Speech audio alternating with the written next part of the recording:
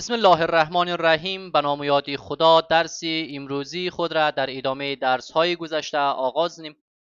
درس امروزی ما یک موضوع بسیار مهم و پرکاربرد در بخش برنامه مایکروسافت ورد هستند و این بخش بسیار مهم تحت عنوان هیدر اند فوتر هستند.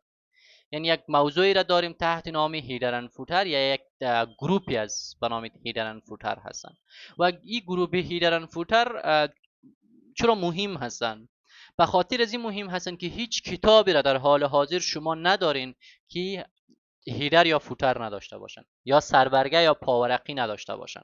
یعنی تمام کتاب ها دارن و هیچ کتابی را تا به حال شما متوجه نشدین یا نخواندین که پیج نمبر نداشته باشن. یعنی 100% پیج نمبر دارن، 1 2 3 4 5 6 تا به نهایت به همین ترتیب.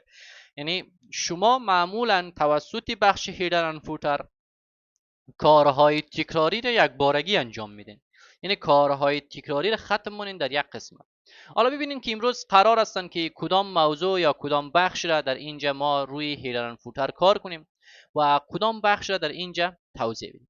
خب شما چند رقم میتونین که روی هیدر کار کنین. یک، شما میتونین که از قسمت هیدر رویش کلیک کنین. در اینجا بخش های مختلف هستن، روی هر کدام از یک کلیک کنین هم میایین در اینجا. یا یکی روی قسمت بالایی یادتان باشن در اینجا نه، زمانی که در اینجا دبل کلیک کنین چی اتفاق میفتن؟ هیدر را از بین بردین. ببینین متن شما از بالا نوشته میشن. معمولا اکثریت شاگردان از این مشکل برمیخورن و همچون اتفاقی که افتادن شما میتونین که مجددا روی زمین دبل کلیک کنین که تا هیدر اند فوتر شما دوباره برگردن به این ترتیب. در قسمتی البته بازم ما مجبور هستم که نشانه گذاری کنم و تا شما بدانین. در قسمتی که شما کلیک میکنین در این ساحه هستن، یعنی دبل کلیک کنین در این ساحه. و چی صورت زمانی که دبل کلیک کنین یک فضای متفاوت تری در اینجا باز میشن که در قسمت کارنر یا در گوشه که در اینجا شما میبینین چی نوشته هستن؟ هیدر. و اگر امین متن رو در پایین بیاریم نوشته میشه فوتر و میشه که این کار چی هستن؟ بخش هیدر اند فوتر هستن. و یک چیزی دیگر را در اینجا شما توجه داشته باشین، ما یک بخشی را داریم تحت نام هیدر و قسمت پایینی یک گزینه تحت عنوان فوتر را ما داریم در اینجا. من یک صفحه را زوم اوت کنم به این ترتیب. در اینجا هیدر را داریم و در قسمت پایینی در اینجا فوتر را داریم. من یک بار به صورت اروکی برای شما این میگه هیدر و قسمت پایینی این میگه فوتر. خب چی تفاوت دارن؟ تفاوتش از لحاظ دیزاین و از لحاظ تنظیمات هیچی نیستن، یعنی هیچ تفاوتی ندارن، اما از لحاظ جایگاه فرق دارن. بعضی وقتی که روی هیدر اکشن یا عمل را انجام میدید تمام تغییرات یا تمام گزینه ها روی بخش هیدر اتفاق میفتن و از زمانی که روی فوتر شما کار خود را انجام میدین دقیقا در قسمت پایینی یا در بخش فوتر همچون افکت های خود در این قسمت قرار میدن. و همین ترتیب تفاوت چه نمیستن که هیدر تمام تغییرات روی سربرگه و فوتر پاورقی در اینجا قرار میدن. حالا ما میایم به صورت عملی کار کنیم که به چه صورت از این استفاده کنیم و چه قسمی هستن. ببینین شما اگر متن زیاد را داشته، حالا روی چی کلیک کنیم در اینجا من میایم R&D 100 ورق را برای خود نوشتن و انتر میزنم. کنترل A select all، کنترل J justify، یعنی متن خود را جاستیفای کردم. در حال حاضر بالاتر از 9 صفحه یا 8 صفحه را ما داریم و در اینجا ببینین یک همچون کتاب یا همچون متن را ما در اینجا نوشتیم، اما ما میخواهیم که یک متن در رأس یا در سر تکرار شود. درست هستن؟ در اینجا این چی هستن؟ برمیگردن در نام نویسنده، برمیگردن مثلا بعضی وقتا هستن نوشتن فصل اول، بعضی وقتا نوشتن این که مثلا حالا یک بخشای دیگر را ما در اینجا می نویسیم که حالا تکلرن مثلا و میشه و این دیزاین هم بریش مد نظر میگیرم. ببینین میایم از این قسمت یک مقداری صفحه را بولد می چی بزرگتر و بولد برجسته. متنش به چی صورت باشن؟ متنش به این ترتیب میگذارم، یک بخش آبی میگذارم به این ترتیب و یک بخش دیگر مثلا تک را به این ترتیب یک رنگی زرد در اینجا میگذارم به این شکل. یک تکلرم در اینجا مانده ولی چندان قابل دید نیستن، من کمک تاریک تر بمیشه به این ترتیب یک استایل در اینجا میگذارم. درسته؟ حالا به خاطر از یک دیزاین دیگر را هم رویش میارم. از قسمت شیپ که همگی ما و شما خواندیم میایم در قسمت شیپ یک خط را از اینجا شیفت از کیبورد پرس کنیم به این ترتیب کش می‌کنیم. تا کدام قسمت؟ تا این قسمت. دل بخواستن. حالا اگر من دبل کلیک کنم در اینجا اینمی متن نوشته شد، ولی در قسمت پایینی در صفحه دوم نوشته شد. تا 100 دانه صفحه داشته باشین به این ترتیب اونمو تکرار شدن در اینجا. زمانی که بیاین در قسمت فایل و قسمت پرینت، یعنی فایل خود پرینت کنین، در سربرگه صفحات تمامش اونمو تکرار نوشته شدن. این رو میگن سربرگه.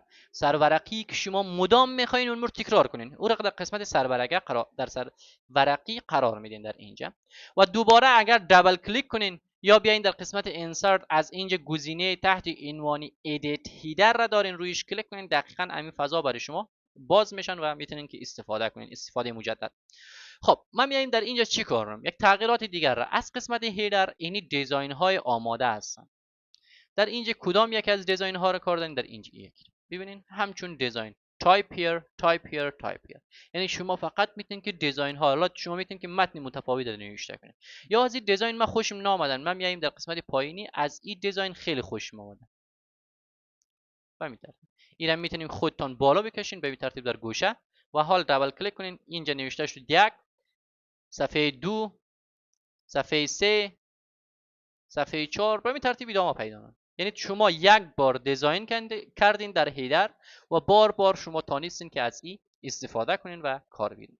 و دقیقاً اونمو اکشن در قسمت فوتر هم هستن. زمانی که روی فوتر کلیک کنین به این ترتیب در قسمت گزینه به نام فوتر بیاین و دیزاین های مختلف برای فوتر هستن. مثلا برای فوتر کدام یکی رو خوش دارین باشن؟ مثلا یکی پیجی چند از پیج 1 out of 11 1، یعنی بین پیج 11 دانه پیج در صفحه اول قرار دارین.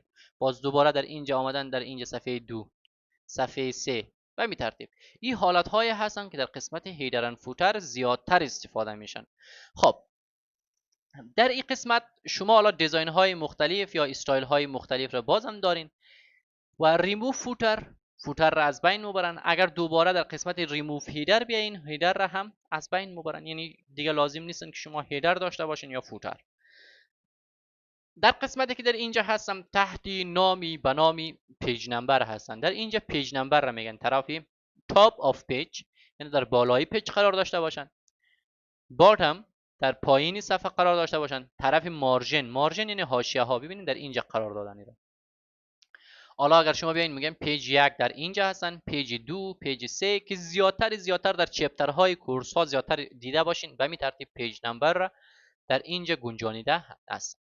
خب در این قسمت بعدی که در اینجا هستن گزینه نوشته هستن current position به این معنا که ماوس شما یا کیبورد شما ببخشید چی شما امی کیبورد ماوس شما در هر جایی که شما دبل کلیک کنین در اونجا قرار میگیره. ببینید در اینجا ما دبل کلیک کنیم در اینجا قرار میگیره، دبل کلیک کنیم در اینجا قرار میگیره. اینو میگه current position، یعنی نمبر را در پوزیشن فعلی در اینجا قرار میده. یعنی البته در اینجا در صفحه در جای اول آوردن. میتونین که در هر جایی که در قسمت صفحات کامپیوترتان هستن میتونین که در همون قسمت قرار بدین. خب یک سوال در ذهن ما هستن. ما اولا خب ما میایم در اینجا ریموو میزنم، ریموو پیج نمبر، ریموو هیدر و می ترتیب که اینا ریموو فوتر و ریموو هیدر که اینا پاک شون. یک سوال در ذهن همگی ما و شما هستن که اکثریت کتاب ها در صفحه اول خود ABC دارن. A, B, C بعد از او 1، 2، 3 یا مثلا بعض از کتاب ها هستن که در صفحه اول خود الف، ب، جیم و بعدا 1، 2، 3 یا بعض کتاب ها هستن که از حروف رومی استفاده دارن، آی هستن، باز دبل آی هستن، تریپل آی هستن و بعدا در اونجا گزینه های مختلف را کتاب های چی دارن در اونجا. خب چی کارنیم؟ من میایم در قسمت حالا در قسمت فوتر هم اگر دبل کلیک کنین دقیقاً اون فضا برای شما باز میشن، فرق نداره. خب ما میایم در اینجا گزینه چی هستن؟ فرمت پیج نمبر.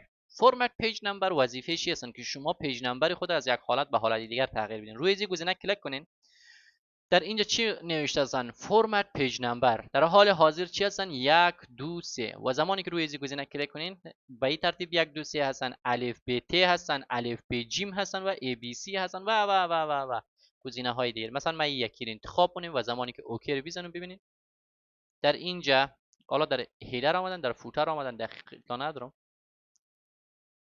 خب برای خود نگرفتن. چرا؟ به خاطر از اینکه ما در اینجا باید در هیدر یا در فوتر از این قسمت یک تکست رو ببخشید پیج نمبر رو باید بگیریم. از اینجا یک بار ریموو، ابتدا از اینجا در باتم یک نمبر رو بگیرید. ببینید در اینجا چی آمدن این بار؟ در جای پیج نمبر در قسمت بالایی آی آمدن و در اینجا چی آمدن؟ دبل آی آمدن. در اینجا تریپل آی آمدن. اگر ما بخوایم چنج کنیم میره چی کارم؟ در روی این گزینه کلیک کرده و روی فرمت و ای بار میایم روی الف ب جیم. اوکی، ای آ هستن که همگیتون میدانین و در عین حال ب هستن، ت هستن یا جیم هستن. به ترتیب، حالا به ترتیب آوردن. دال هستن دیگه. این یک بخشای هستن که شما همگیتون در کتاب ها دیدین. اگر در بخواین ABC باشن شما میتونید که در این قسمت از حالت ABC استفاده کنید. اوکی، خب قسمت A آمدن، B آمدن، C آمدن، به این ترتیب ادامه دار. اما در جلسات، البته در این جلسه ما نمیخوانیم این بخش، یعنی چون موضوعی درس برای ما او بخش نیستن، که ما اگر بخوایم سه صفحه اول ما، یعنی سه صفحه اول ما ABC باشن و مابقیش پس از 1 2 3 شروع شون، 1 2 3 4 5 6 که او در جلسه بعدی و بعدی تر انشالله میخوانیم. او به عنوان البته چی تنظیمات خیلی زیاد را داره. در قسمت بعدی، در بخش بعدی که ما در اینجا داریم تحت عنوان دیت اند تایم هستن که شما دقیقاً تاریخ فعلی را در اینجا میتونین که درج کنید. و در عین حال داکیومنت اینفو نامی نویسین در که به صورت پیشفرض نام مرا می نویسن. به خاطر چی؟ به خاطر از اینکه اکانت ما به نام بشیر حسین هستن. در اینجا اگر شما ببینید به نام بشیر حسین در اینجا، اما اکانت ما در اینجا هست.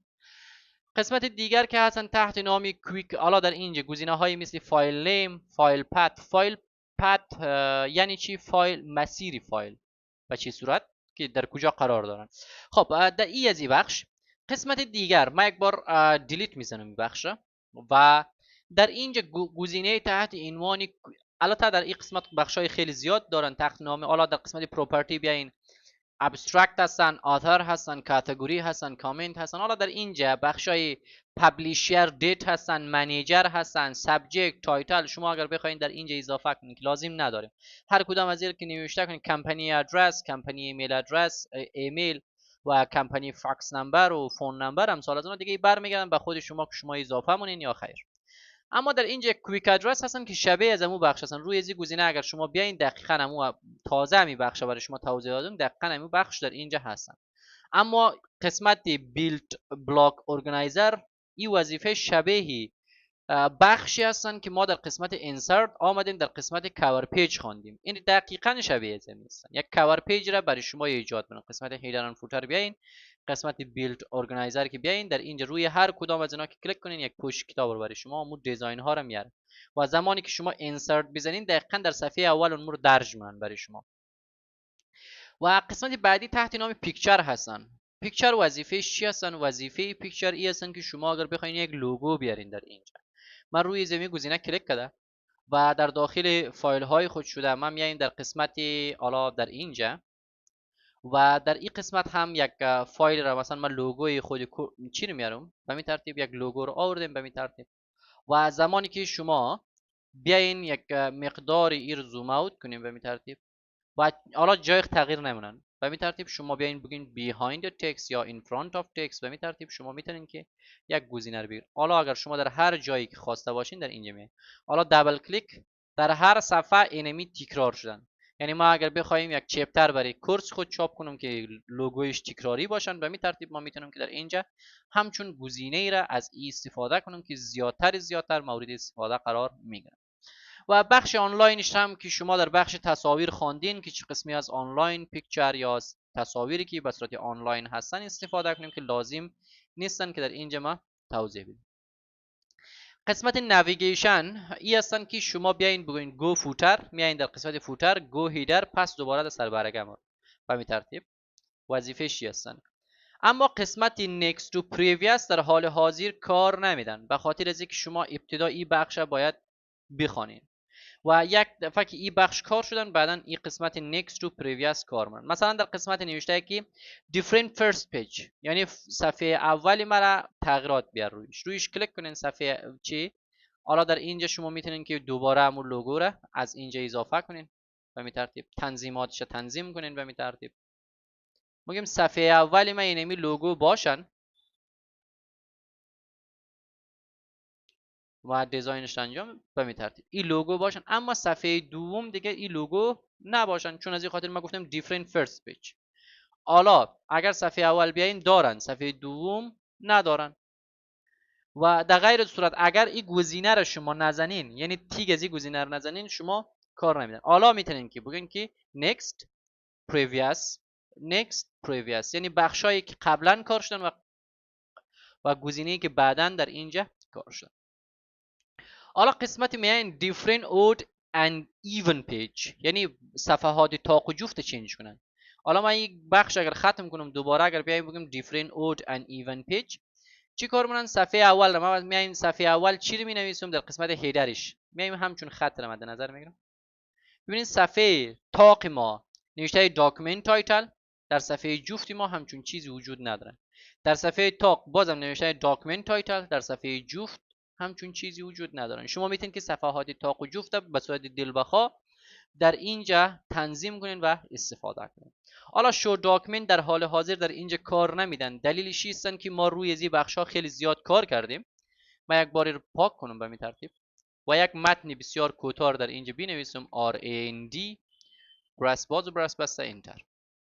خب اگر دبل کلیک کنین در اینجا، حالا اگر بگین شو داکمنت، خب من یک بار در اینجا دوباره قسمت هیدر فوتر اینا رو ریموو کنم. خب کنترل A دیلیت آل و دوباره بیایم مساوی RAND براس باز و براس بسته انتر. حالا اگر در اینجا دبل کلیک کنم در اینجا بگیم شو داکمنت ها رو معمولا داکمنتی که در اینجا هستن، متن هایی که در اینجا هستن رو نشان نمیدن، اما یکی در حال حاضر نشان نمیدن.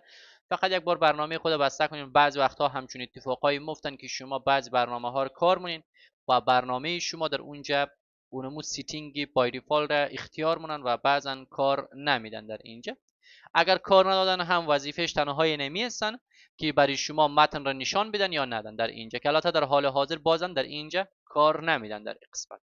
حالا که کار نمیدن در کامپیوتر شما 100% کار میکنن. وظیفهش نمی هستن زمانی که تیگ ازی زدگی باشن، متنی که محتویاتی که در داخل داکمنت شما هستن نشان میدن، ولی اگر تیگش زدگی نباشن در اینجا اینمی رو نشان نمیدن در این قسمت.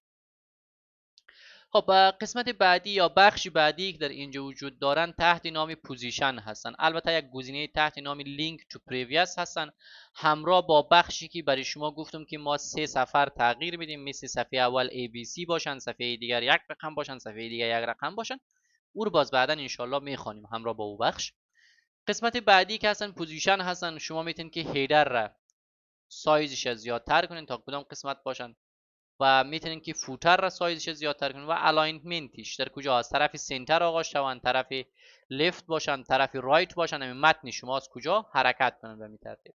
که این حالت های هستن که شما در قسمت تب خوانده بودین و کسایی که درس های سابق یاد ندارن در این قسمت یک مقدار دچار مشکل بشن. قسمت الاینمنت، طرف راست، طرف چپ، طرف بالا پایین و در انتها گزینه تحت عنوان کلوز دارن، یعنی سفر بستن برای شما. و یک چیزی دیگر اگر شما در قسمت فوتر هم کلیک کنین، فوتر دقیقاً اینمی بخش یا اینمی تنظیمات را در عهده دارن. و در قسمت پیج نمبر اگر در اینجا بیاین، دقیقاً این پیج نمبر با پیج نمبری که در اینجا ما خواندیم شباهت دارن و شبیه هم هستن، که در اینجا ما معمولاً از این بخش ها استفاده کردیم و پیش رفتیم. فردا انشالله یا در جلسه بعدی بخش تکست باکس هستن و بخش سمبل و بخش ای سیگنیچر یعنی اینترنت سیگنیچر هستن که ما البته در کامپیوتر شما وجود ندارن و ما اینا را بعدا انشالله میخوایم.